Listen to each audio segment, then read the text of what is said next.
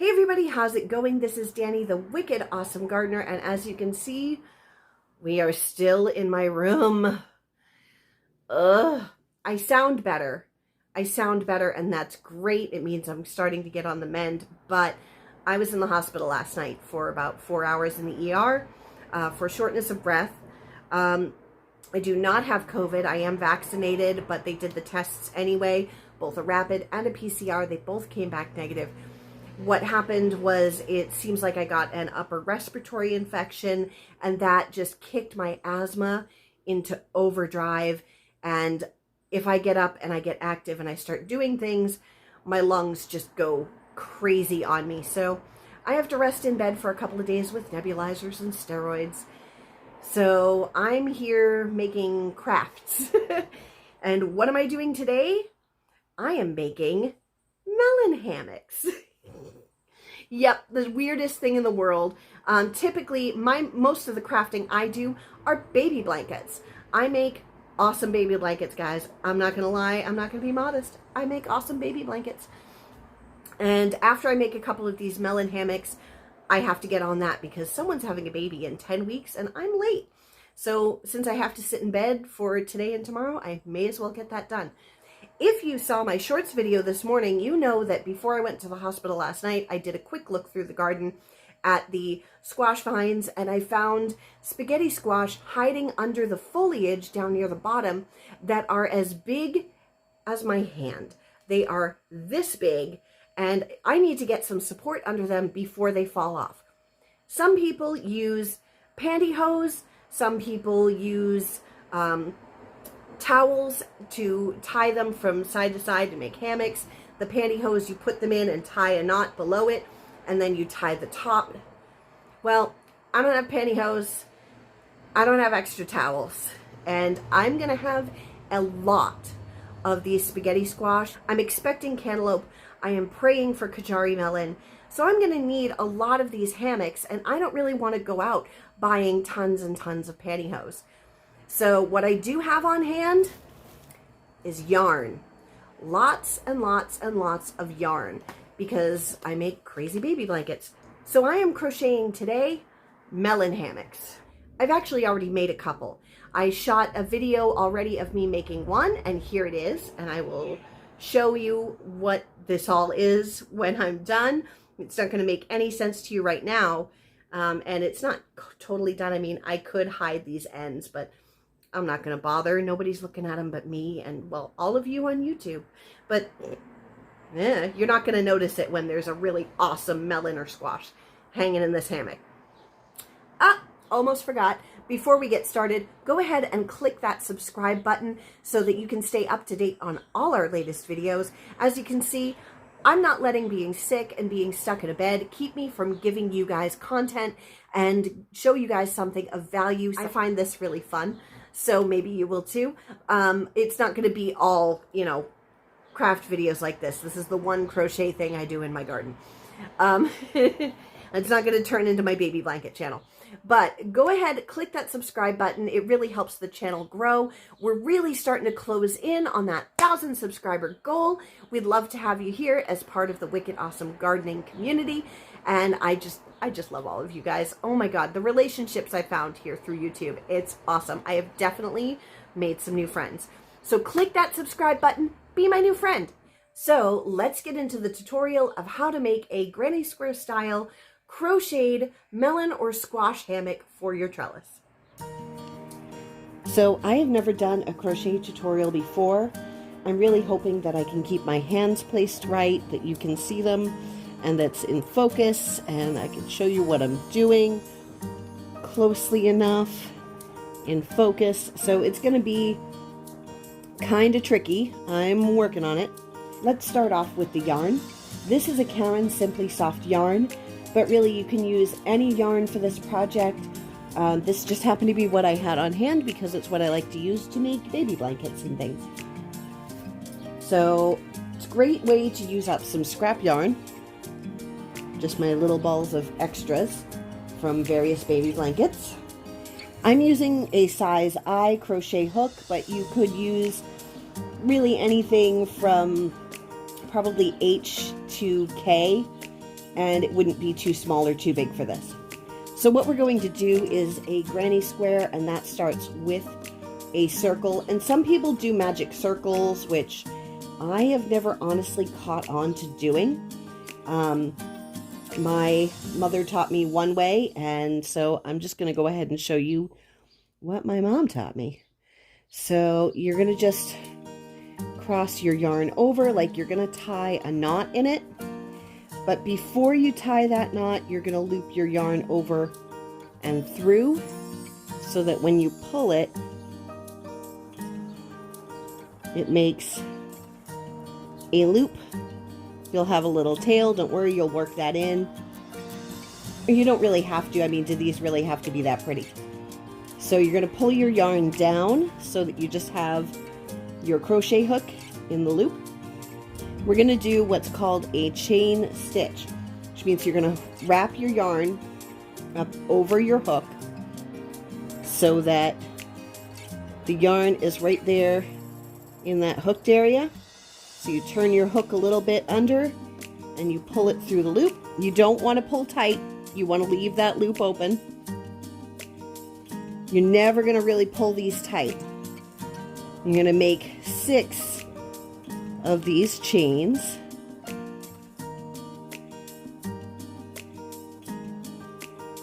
One, 2, 3, 4, 5, 6. So you see how each one is a little link in the chain. You're going to come back to that first stitch, which is that first link, and you're going to open it up a little bit, put your crochet hook through it so that your 2 loops there are joined. Hook your yarn and pull it through both loops so that now they're connected and you have a little hole. Now we're going to do 3 more chains. 1, 2, 3. And we're going to do what's called a double crochet. So you're going to go around once, going to go into the center of that circle. You're going to wrap your yarn over and loop your hook. Pull it through the center. When you pull it through the center, now you have 1, 2, 3 loops on your hook. So you're going to wrap for a 4th, pull it through 2. So now you have 1, 2 loops. Hook your yarn and pull it through 2. And you're going to just keep doing this over and over. So around, into the center, wrap around, pull through, wrap around, pull through 2, wrap around, pull through 2. I'm going to see if I can give you a real close-up. I don't know how well this is going to focus. So you see this little tail here? You could just leave it out and, so you'd go around it and just leave it hanging out. But I like to lay it on top of the loop so that as I go, it disappears. So I've hooked over my yarn. I'm going to go through, wrap around, pull through, wrap around, pull through 2, wrap around, pull through 2. Start a new stitch, wrap around, through the center, wrap around, pull through. So we have the 3 loops, wrap around, pull through 2, wrap around, pull through 2. And you can see how that tail is starting to get hidden inside the stitches that I'm making. Loop around into the center. You may need to hold that tail down a little bit. Wrap around, pull through the center, wrap around, pull through 2, wrap around, pull through 2. You're going to do that until you've made 19 stitches in the hole, plus this very first chain that you made. That's going to count as 1. So you're going to have a total of 20 of these posts. Right now I have 1, 2, 3, 4, 5, 6, 7. So I'm going to just quickly go through and do more. So wrap around through the center, wrap around, pull through, wrap around, pull through 2, wrap around, pull through 2, around, in, through 2, through 2, around, in. There we go. Gotta really hold down that tail at the end because otherwise it'll come sticking out at you. Nothing like yarn sticking its tongue out at you. I've got to really be careful to keep my hands down and visible in the camera, and that's tricky. I don't have the best setup for crochet videos, which is probably why I don't do crochet videos in general. Ladybird D, if you're watching this, you're going to be so proud of me. I did say I was going to do this video. Let's see, so we have 1, 2, 3, 4, 5, 6, 7, 8, 9, 10, 12, 13, 14, 15, 16, 17, 18. Just need to do 2 more. If you're running out of room in your loop, you can kind of pull them over and squish them just a little bit.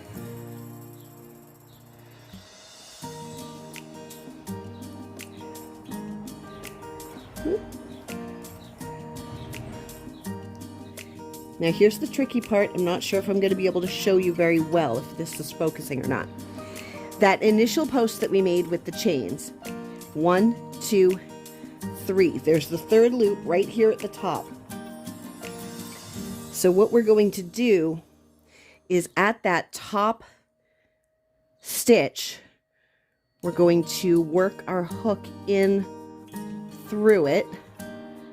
There's 2 threads up there at the top. We're gonna push our hook through and wrap it around and come through.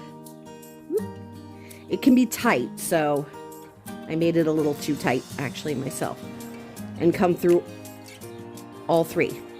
Now we have a circle, which is the base for our melon hammock.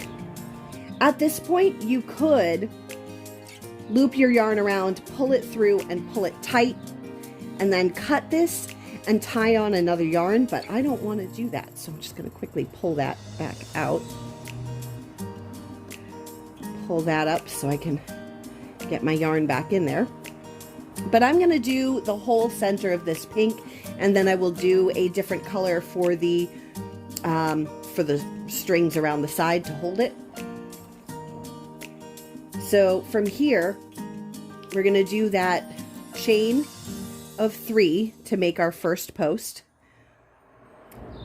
So what we're going to do is find our first stitch. So here's our first post right there. Right at the top is, I don't know if that's focusing enough, but there's this little V here.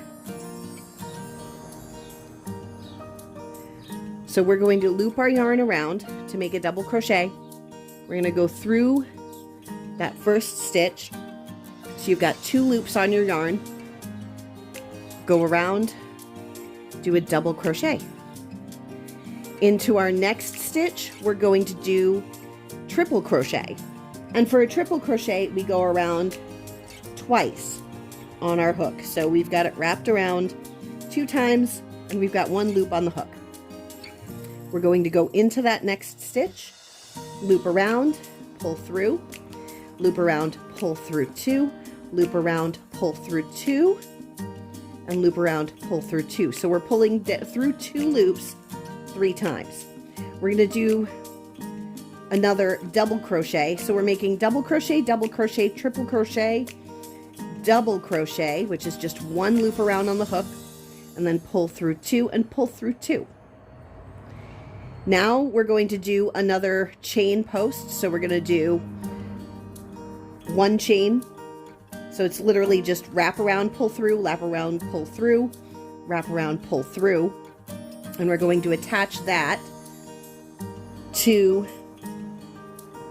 the next stitch just by wrapping around and pulling through all 3. We're going to do another chain 1, chain 2, chain 3. So we'll wrap around, pull through, wrap around, pull through, wrap around, pull through, and a double crochet. So wrap around once, go into the next stitch, and you're going to wrap around, pull through, wrap around, pull through, wrap around, pull through. Now it's time for a triple crochet. So that's like making a double crochet post. That is a double crochet post. Now we're going to do a triple crochet post. So wrap around 1, 2 times into the next stitch, wrap around, pull through, wrap around, pull through, wrap around, pull through, and wrap around, pull through. Now we're going to do another double crochet post. So wrap around into the stitch, wrap around, pull through, wrap around, pull through 2, wrap around, pull through 2, and then another chain post. So wrap around, pull through, 1, chain 1, wrap around, pull through, chain 2, wrap around, pull through, chain 3, and attach to the next stitch by wrapping around and pulling through the stitch and the loop at the same time. So you can see it's making sort of little petals, almost like a flower. If you wanted to make these look like flowers, I would do orange or yellow in the center, and then I would do little pretty colored petals. And then maybe green would look nice for the strings to make, you know, so the illusion of vines or leaves. So we're going to make our next petal by chaining a post, 1, 2, 3, double crochet, wrap around, pull through 2, pull through 2, triple crochet, wrap around twice, go through the stitch, pull through 2, wrap around, pull through 2, wrap around, pull through 2, then a double, wrap around through the stitch, wrap around, pull through, wrap around, pull through 2, got stuck, and pull through 2. We're going to make another chain post, chain 1, chain 2, chain 3, wrap around, pull through, wrap around, pull through, wrap around, pull through. Then we're going to not wrap around and just go down and attach that through the stitch, wrap around, pull through all the way. Now we have 3 petals, and I will just quickly go ahead, oops, we'll just quickly go ahead and finish off these last 2 petals.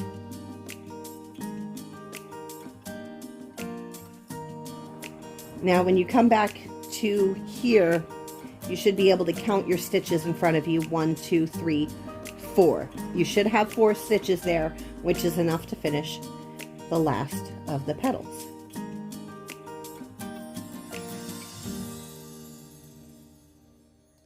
Double crochet, triple crochet, pull through 2, pull through 2, pull through 2, double crochet,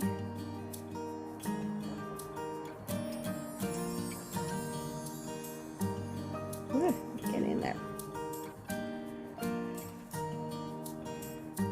and wrap around, pull through, wrap around, pull through, wrap around, pull through to make that chain. You're going to come down and just where that first stitch is coming out of, you're just coming down and you're going to attach that in that same stitch so that they meet. There we go. Ta and da, darling. Now you're going to pull that tight, and I like to give it an extra stitch for reinforcement, so wrap around, pull through to make a chain. I pull that nice and tight. So there you go. I'm going to give that a little clip. Pull the yarn out, give that an extra little tightening. But there we go. There's our first little flower. So now that we have our cute little flower base that our squash or melon will sit in, it'll sort of be the little cradle for it, we're going to go find our triple crochet post. It could be in any of the petals, it doesn't matter. You're going to find the stitch at the top. So it's the very top of the petal, and you're going to put your crochet hook right through. So right in there, we're going to tie on a new yarn. And this may not be the way that other people tie on their yarns. To me, it looks loose and not secure, and that could just be my own worries that things are going to fall apart, or it could be just the way my mother taught me. But I like to actually tie it. So see, that is secure. It's not going anywhere. Then you want to get a loop up. So you're going to put your crochet hook in, hook it around, and pull through. Don't worry about working in these ends. You can figure out whether or not you want to clip them or weave them in between the posts, or if you just want to leave them because, you know, it's your garden. Now we're going to make a chain of 35. So we have our loops. So this is really easy. We're just going to go around, pull through, around, pull through, around, pull through. So that's 3, 4, oh, there's a knot in the yarn, 5, 6, 7, 8, 9, 10. And you see how I'm leaving these loops nice and loose? I'm not pulling them tight. You just want to just let them slip off your hook and don't pull.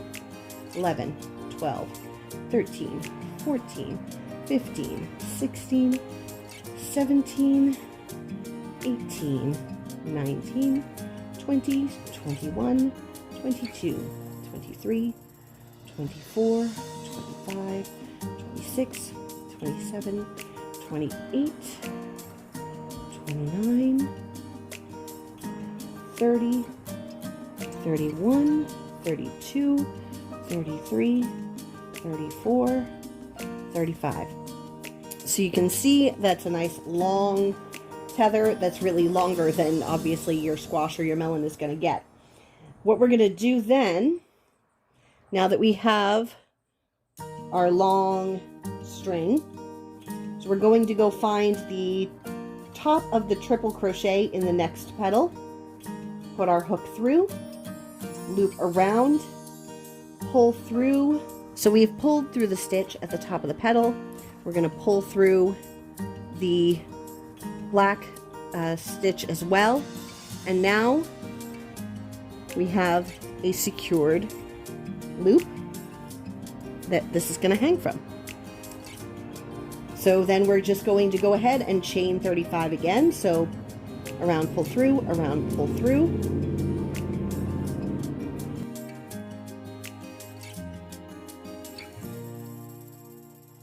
We'll find the top of our triple crochet in our next petal, go in, wrap around, pull through the stitch and the black. There we go. And that makes the second support. I'm going to do 35 again.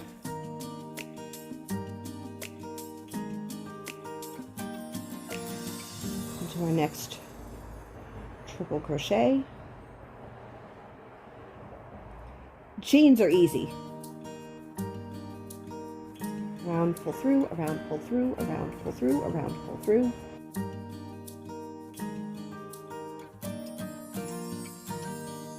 To our next triple crochet top.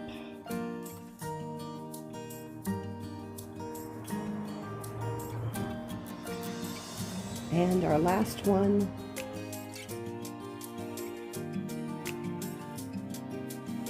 And we're going to attach the last one in the same stitch that we tied off our original yarn in, so they all meet together. So you're going to pull that in, do a loop, and pull through and pull tight to secure it. I'm going to give that a snip. Pull it tight. And I actually like to, when I'm meeting together at the end and I've got two ends here together that are the same, I'm just going to go and tie them together in just a little knot just to secure it just a little extra. So when you're done, you should have almost like a little spider, except it's got 10 legs. It'll look kind of like a starfish. Now you could just take a piece of yarn and use that to tie the tops together. You want a long piece and a long loop so that they all come together, but they have room to kind of spread out along that loop. It'll make sense when you see it in practice. But one thin strand of yarn really isn't a lot, and if you have windy conditions and those heavy melons or squash gives it a real tug, will it hold up? I mean, yeah, if you use heavier yarn, but this yarn is kind of, I wouldn't say, it's not baby yarn specifically, but I'm going to make another chain like this to use to tie it together. So we're going to go and tie our little knot. Almost. We're not going to pull it. We're going to take and put the yarn through so that we have a little loop. So we've got one loop on our hook. We're going to go around, pull through to make a loop, around, pull through.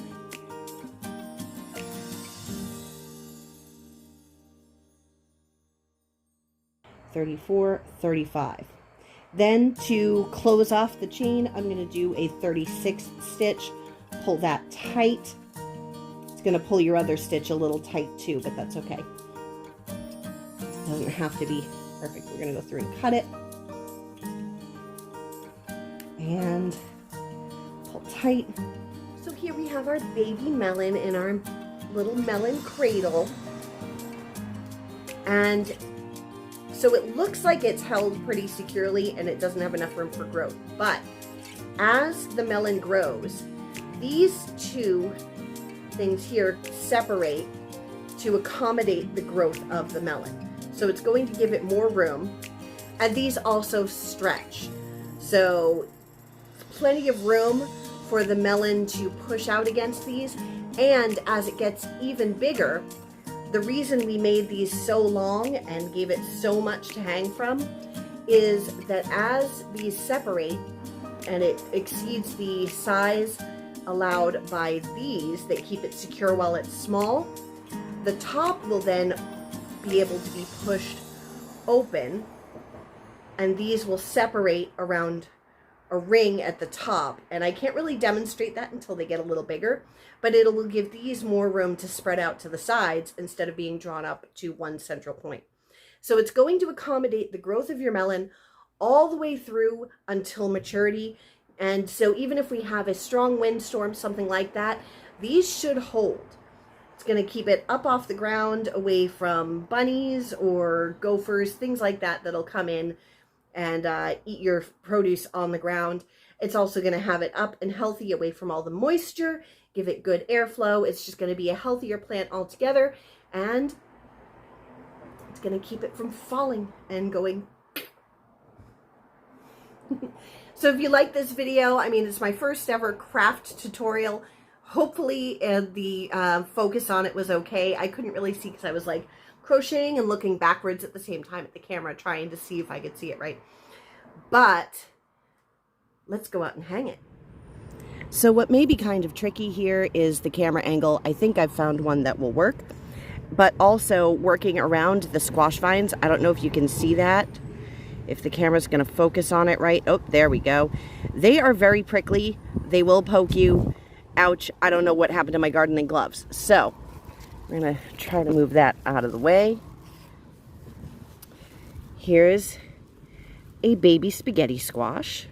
This is an angel hair. It's a small personal-sized spaghetti squash that is, they get about 2 pounds. So to make sure that it keeps growing nicely and doesn't fall off to the ground, we're going to set the melon in the cradle.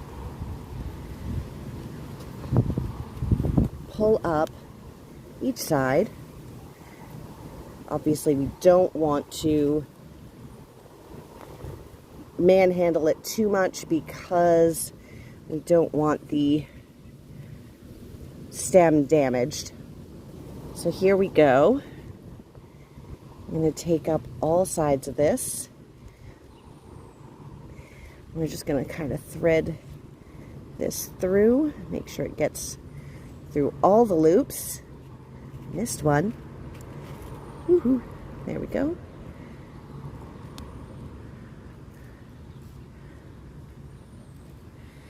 And I'm going to tie it right up here. I don't want to tie it just at the string ends because those are just one string tight. They're not really strong enough if we get some wind, so we're going to tie it where we've actually made our chain stitches. Pull that tight.